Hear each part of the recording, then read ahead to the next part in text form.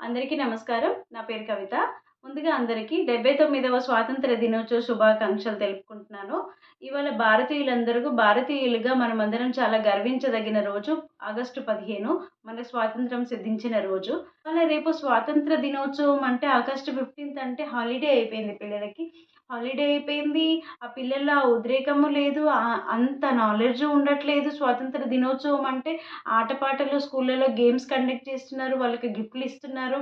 ఆహ్, March past జెండాకి salute చేయడం తప్పితే మనకి ఎట్లా వచ్చింది స్వాతంత్రం, అసలు ఈరోజు మనం ఎందుకు జరుపుకుంటున్నాము అనేది మాత్రం చాలా పిల్లల్లో మాత్రం తెలియట్లేదు. చాలా మందికి పిల్లలకి మాత్రం తెలియట్లేదు. పెద్దవాళ్ళు కూడా చెప్పట్లేదు.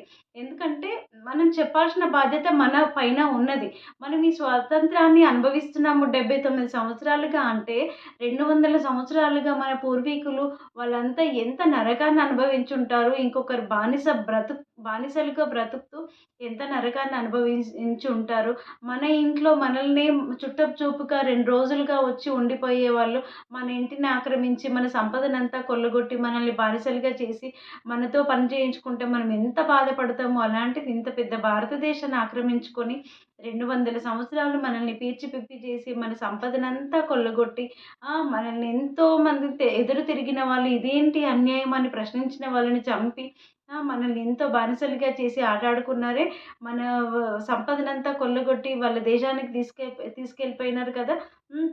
అలాంటి సందర్భాన్ని మనం ఈ రోజైనా కనీసం పిల్లలకి గుర్తు చేసి చెప్పాలి.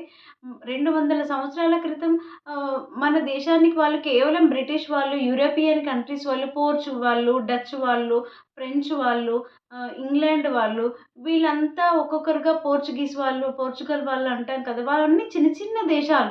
ఇప్పుడు వాళ్ళు యూరోపియన్ కంట్రీస్ అన్నీ చిన్న చిన్న దేశాలు. వాళ్ళు మన దేశానికి వ్యాపారం కోసం వచ్చి, మన దేశాన్ని చూసి ఆశ్చర్యపోయి, ఈ దేశంలో ఉన్న సంపదను చూసి ఆశ్చర్యపోయి, నగలు, వైడూర్యాలు, వజ్రాలు, వైడూర్యాలు, ఈ రా అప్పుడు రాజుల పరిపాలనలో ఉండేది కదా! ఆ రాజులను చూసి ఇవన్నీ చూసి వాళ్ళు చాలా ఆశ్చర్యపోయి, ఇంత గొప్పదా భారతదేశంలో, ఇంత సంపద ఉందా? ఇంత ప్రకృతిలో ఇంత సంపద ఉందా? అని చెప్పి మన దేశాన్ని చూసి ఆశ్చర్యపోయి, మన దేశాన్ని ఆక్రమించుకున్నారు వాళ్ళు. మన దేశంలో అనైక్యత ఉంది అప్పుడు. భారతదేశం ఒకటిగా లేదు కదా!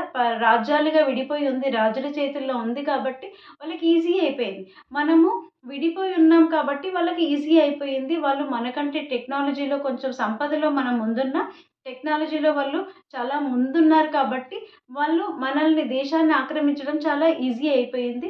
మన దేశాన్ని సంపదను కొల్లగొట్టి వాళ్ళ దేశానికి తరలించుకుపోయినారు. ఇప్పుడు వాళ్ళ దేశాలు ఇంత అభివృద్ధి చెందిన దేశాలుగా ఉన్నాయంటే కారణం ఇది ఒకటి కూడా. ఈ దేశాలన్నిటిని ప్రపంచంలో అన్ని దేశాలను వాళ్ళు ఆక్రమించుకొని సంపదను కొల్లగొట్టి చివరికి వదిలేసి ఎళ్ళిపోయినారు వాళ్ళు. సంపద వాళ్ళ పీల్చి పిప్పి చేసి వదిలేసి ఎళ్ళిపోయారు. వాళ్ళకి ఎంత కావాలంటే అంత తీసుకొని వదిలేసి ఎళ్ళిపోయారు. వాళ్ళేమి పరిపాలించాలి, వీళ్ళని ఆక్రమించుకోవాలని కాదు. వీళ్ళ దేశంలో ఉన్న సంపదను తీసుకెళ్ళిపోవాలంటే ఈ దేశాన్ని ఆక్రమించుకోవాలి. వీళ్ళని బానిసలుగా మార్చాలి. ఎవరు ఎదురు తిరిగితే వాళ్ళని చంపేయాలి.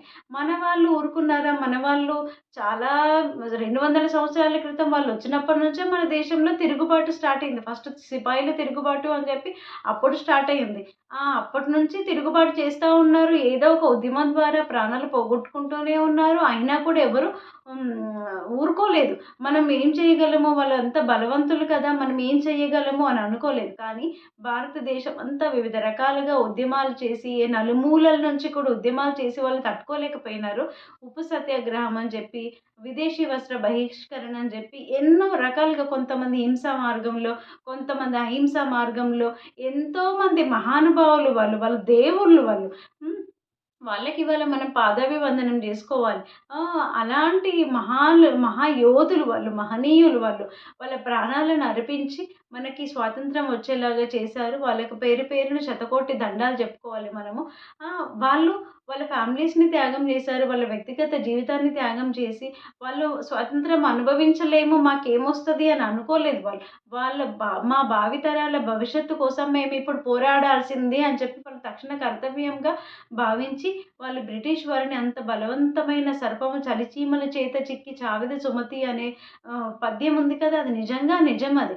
అంత బలవంతుడైన బ్రిటిష్ వాడు రాజ్యాలుగా విడిపోయి ఉన్న మనల్ని చేజిక్కించుకొని, మన చలిచీమల్లాంటి మన చేత చ పారిపో చంపబడినంత పనైపోయి పారిపోయాడు. స్వాతంత్రం వచ్చింది మనకి ఆగస్టు 15థ్. మనకి స్వాతంత్రం ఎంతమంది చనిపోతే స్వాతంత్రం వచ్చింది, ఎంతమంది పోరాడి వాళ్ళ ప్రాణాలను బలి తీసుకుంటే మనకి స్వాతంత్రం వచ్చింది అనేది ఎప్పుడూ మనం మర్చిపోకూడదు. ఈ వచ్చిన స్వాతంత్రాన్ని మనం మిస్‌యూజ్ చేసుకోకూడదు. కనీసం ఈ రోజైనా పిల్లలకి కొంచెమైనా నాలెడ్జ్ కల్పించాలి. ఈ స్వాతంత్రం మనకి ఎట్లొచ్చింది? ఎవరు? ఏంటి? సుభాష్ చంద్రబోస్ తన చావే ఒక మిస్టరీ అయిపోయింది కదా! ఎందుకంటే తన పైన నిషేధం విధించారు బ్రిటిష్ గవర్నమెంట్. హ్మ్. ద ఆయన ఎంత పోరాడారు, ఆయన ఎంతో అజ్ఞాతంలోకి వెళ్ళాల్సొచ్చింది, ఎంత పోరాడాడు. జలియన్ వాలా బాగ్ ఎంతోమంది చనిపోయారు కదా! ఆ రోజు ఆ ఇన్సిడెంట్‌లో ఎంతోమంది చనిపోయారు. బ్రిటిష్ పార్లమెంట్ జలియన్ వాలా బాగ్ జరిగిన తర్వాత 100 సంవత్సరాలకు బ్రిటిష్ పార్లమెంట్ భారతదేశానికి క్షమాపణ చెప్పింది. 100 సంవత్సరాల తర్వాత క్షమాపణ చెప్పింది. అదే బ్రిటిష్ పార్లమెంట్ నా ఉద్దేశంలో భారతదేశాన్ని ఆక్రమించుకొని 200 సంవత్సరాలు పరిపాలించినందుకు కూడా క్షమాపణ చెప్పాల్సి ఉండేది అని నాకు అనిపించింది ఆ టైంలో.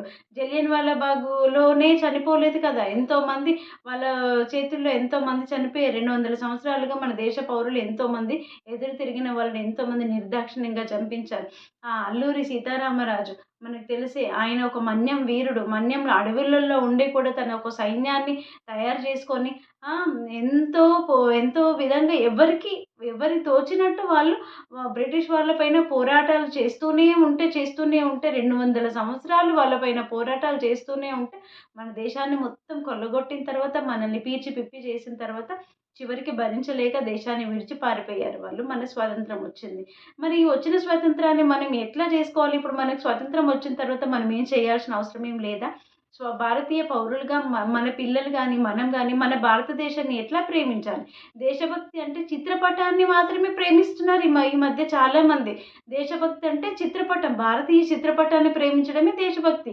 ఆగస్టు 15థ్ వచ్చిందంటే స్టేటస్‌లు పెట్టుకోవడం దేశభక్తి, పాటలు పాడడం దేశభక్తి. ఆహ్ సెల్యూట్లు కొట్టడం ఇట్లాంటివి పెట్టుకోవడము, ఇవి స్టేటస్‌లు పెట్టుకొని ఊగిపోవడం ఇదే దేశభక్తి గాని, దేశాన్ని ఎట్లా ప్రేమించాలి అనేది చాలా మందికి అర్థం కావట్లేదు. 80% మనం రైతులే ఉన్నారు మన దేశంలో. మన రైతు పండించిన పంటలను మనం నేరుగా కొనాలి. రైతు ఉత్పత్తుల్ని ప్రోత్సహించాలి. వాళ్ళు పండించే పంటల్ని మనం ప్రోత్సహించాలి. ఉక్రెయిన్‌లో యుద్ధం వస్తే మన భారతదేశంలో నూనెల కరువు వస్తుంది. ఎందుకు మన దేశంలో రైతులు లేరా? రైతులు ఉన్నారు కదా! మన దేశంలో అన్ని రకాల పంటలు పండిస్తారు కదా! కానీ మన రైతుల్ని ప్రోత్సహించే ప్రభుత్వాలు లేవు. దేశీయ ఉత్పత్తుల్ని ప్రోత్సహిద్దాం. ఉదాహరణకి ఒక చిన్న ఎగ్జాంపుల్ చెప్తాను. ప్యాకెట్ ఫుడ్‌కి అలవాటు పడిపోయాం. మేడ్ ఇన్ ఇండియా అని ఉన్న ఫుడ్ తినండి. మేడ్ ఇన్ ఇండియా ఉన్న వస్త్రాలు ధరించండి. దానిపైన మేడ్ ఇన్ ఇండియా ఉందా? ఇంకేదైనా ఉందా చూసి కొనండి. మేడ్ ఇన్ ఇండియా ఉన్న వస్తువులు చూసి కొనండి. సపోజ్ కూల్ డ్రింక్స్ ఉన్నాయి. కూల్ డ్రింక్స్ తాగుతారు చాలామంది. బాటిల్ కూల్ డ్రింక్స్ తీసుకెళ్ళిపోతా ఉంటారు. అవి ఔట్ ఆఫ్ స్టాక్ వస్తుంది. మళ్ళీ స్టాక్ వస్తుంది. అంత కళకళలాడిపోతా ఉంటాయి కిరాణా షాపులు, సూపర్ మార్కెట్‌లో కూల్ డ్రింక్స్ బాటిల్స్‌తో. మరి మన పక్కనే ఉన్న కొబ్బరి బొండాల షాప్ అయినా వెలవెలబోతూ ఉంటాడు. ఎవరు కొనరు. పక్కనే ఉన్న చెరుకు రసం బండి అయినా వెలవెలబోతూ ఉంటాడు. ఎవరు కొనరు. మనం ప్రోత్సహించం. మనం తాగం. కానీ ఏది ఆరోగ్యానికి మంచిది? కూల్ డ్రింక్స్ మంచివా? ఇవి మంచివా? కూల్ డ్రింక్ కూల్ లేకుండా డ్రింక్ తాగండి. అప్పుడు తెలుస్తది అది విషమా? కూల్ డ్రింకా? ఏంటా? అనేది మనకు అర్థమవుతది. ఇలా మన దేశీయ ఉత్పత్తుల్ని ప్రోత్సహించాలి. ఇంకొకటి మన దేశాన్ని పరిశుభ్రంగా ఉంచుకోవాలి. ఇది చాలామంది నవ్వుకుంటారు. ఈ మాట మాట్లాడితే నవ్వుకుంటారు చాలామంది. దేశభక్తి అంటే ఊగిపోవడం గాదు, నినాదాలు చేయడం గాదు. దేశాన్ని పరిశుభ్రంగా ఉంచుకోండి. ఈ మాట అంటే చాలామంది కోపమొస్తుంది. యూరోపియన్ కంట్రీస్ వాళ్ళ దేశం, వాళ్ళ కంట్రీలు ఎంత బావుంటాయి. మరి మనది 140 కోట్ల జనాభా ఉన్న దేశమమ్మ.